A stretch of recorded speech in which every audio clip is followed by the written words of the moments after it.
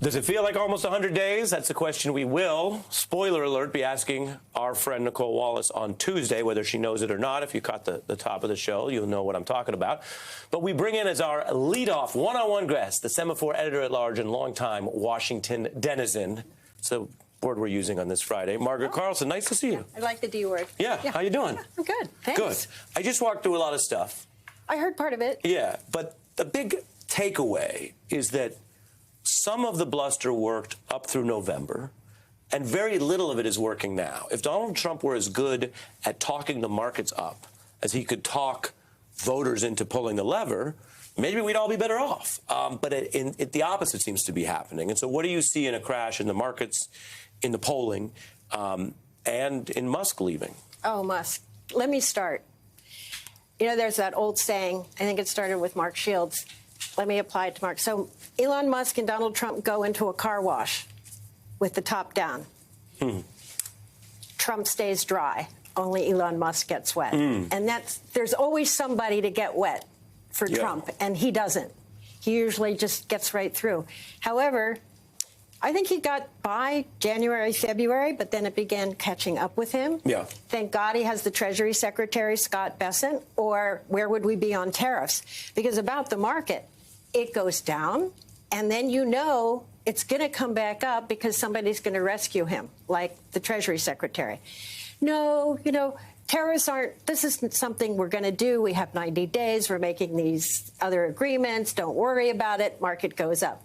How long can you keep doing that without actually showing something? Well, exactly. And I think you're speaking to the fact that, you know, you want water into wine, right? You do, yes. You want transubstantiation, turn into gold. we call it, yes. Rich Lowry, you remember, conservative, he basically says that Trump is the opposite of that it's wine into water. Or if you remember the great philosopher Biggie Smalls, who said, I went from ashy to classy, I went from negative to positive, and it's still all good.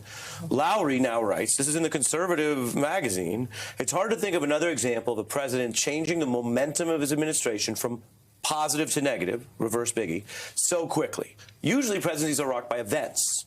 Hostage crisis, war, inflation that's uncontrolled. Here, he says, nothing has been done to Trump. He did it all to himself. He was the event.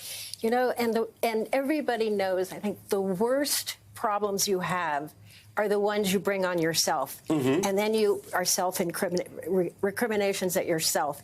And it slows you down, and you think, and you do something differently. Trump doesn't have that. He's got some demonic thing inside of him that can just keep pushing him and pushing him. Then he'll say something out of the blue that erases everything, but it doesn't work anymore because you can only do that. You can only say white is black, black is white, white is black so many times before it doesn't work. Exactly. And now that he's in, and the markets are saying he's no at to 40%, and the market's still down, and it's going to take a long time to get back to where it was before he started this. So he's in the hole. It's not working anymore. Can we talk about snacks since it's a Friday? Snacks? Snacks. The kind we eat? Yeah. Or your kind of snacks, which is kind of, it's a metaphor for something. No, Margaret, you know what snacks are. I don't. They're things you eat between meals. Yes, I know. Okay. I'm just surprised. But I thought it was a metaphor for something else. Well, it's an indicator. Okay. I'll just tell you what I snacked on today, okay? Yeah. I had pasta pomodoro for lunch. Still a little hungry. I had a king-size Snickers, which is substantial. But then here, coming in before the Friday show, I still had a little hunger going. I don't know why. So I got a coffee and a cinnamon roll. So I feel fully carbed up. Okay, I'm not. You're ready to go. I'm not bragging. I'm just saying I kept snacking. Yeah. Okay.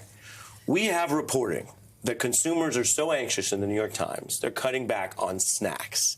That's the headline. Cutting back on snacks, worried about the economy. They're cutting where they can, anxiety translating to lower sales and profits for some of the largest consumer-oriented companies. So what does that tell you, that we're past people just nervously looking at their 401k, which can feel like a far-off thing years from now? And they're actually saying, yesterday, that we're cutting back. We had a story about cutting back on salon visits, snacks, bar visits, anything where people feel they can get back $10. Yeah. Well, I haven't been for a while, so maybe that's a leading indicator. You know, the carbo loading thing is indicative, if you ask me, because I will go home at night, and if I've had a bad day, I take the ice cream out of the freezer, and I have a spoon in my hand. But I don't put it in a dish. As a consequence, I feel my spoon touch bottom, and maybe I'll stop then. So when you're this anxious, raises the question. when you're anxious, This raises the question. What are we even talking about? I know, but you started it. Okay? But you finished it. You're the guest. I'm going to drop that metaphor. I'm going to drop that one. Okay. And say when I've made a mistake, I know it, and then I obviously take steps. Trump will never admit that he made that mistake. He'll just come out and say something completely different. He's not held to it. One of the reasons he's not is the speed at which it's coming at us. Yeah. And so any one thing he says that would fell another president. Oh, imagine if Barack Obama had $100 million coming in through On the an crypto. offshore crypto account. It's like so icky. It's like Las Vegas plus. It's just icky. And it's not going through Mar-a-Lago. It's going through the White House. It's not laundered. It's way out in the open. Yeah, it's a White House dinner. Yeah. I thought it was bad when he was selling Bibles, and now this is like a multi-million-dollar scheme.